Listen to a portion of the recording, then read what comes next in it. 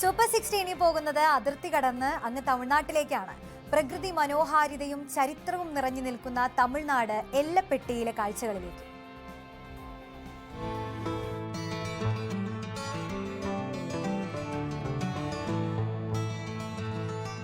തമിഴ്നാടിന്റെ കാർഷിക ഗ്രാമങ്ങൾക്ക് ജീവൻ പകരുന്നത് ചുരുളിയാറാണ്.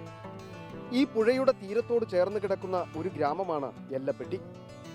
വർഷങ്ങൾക്ക് മുമ്പ് ബുദ്ധമതം വേരൂന്നിയ നാട്. ഹിന്ദുമതത്തിന്റെ ശക്തിപ്പെടലോടെ എല്ലപ്പെട്ടിയിൽ നിറഞ്ഞു നിന്ന ബുദ്ധവിശ്വാസം തകർക്കപ്പെട്ടു.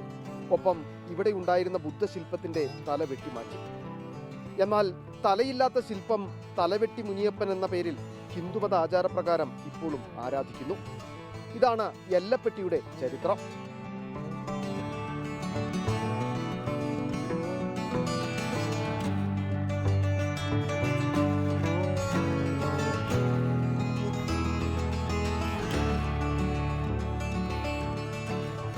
കേരളത്തിൽ കാലവർഷം എത്തിയെങ്കിലും അതിർത്തിക്കിപ്പുറം ചൂടിനൊട്ടും കുറവില്ല.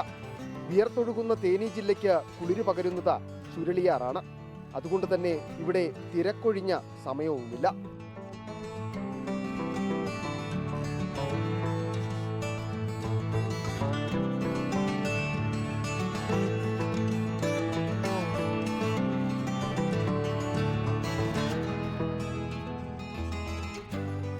எப்போனாலும் வரலாம். இப்போ வந்து இவ்வளோ பேர் வந்திருக்காங்க. எல்லாமே நம்ம லோக்கல்காரங்களாம் இல்லை, எல்லாமே வெளியூர்காரங்க. ஆனால் நல்லா குவாலிட்டியான இடம், நல்லா வந்து என்ஜாய் பண்ணலாம். ஆமாம், எப்போ மழை வந்தாலும் சரி, வெயில் அடித்தாலும் சரி, எப்பயுமே நம்ம இந்த ஊரில் தண்ணி இருந்துகிட்டே இருக்கும்.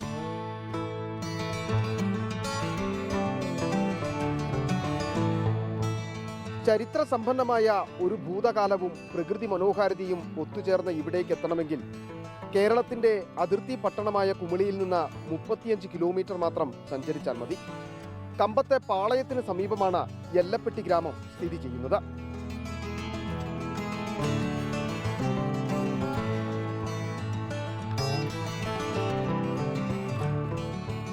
Reporter Sandeep Rajakkad, in reporter, Idukki.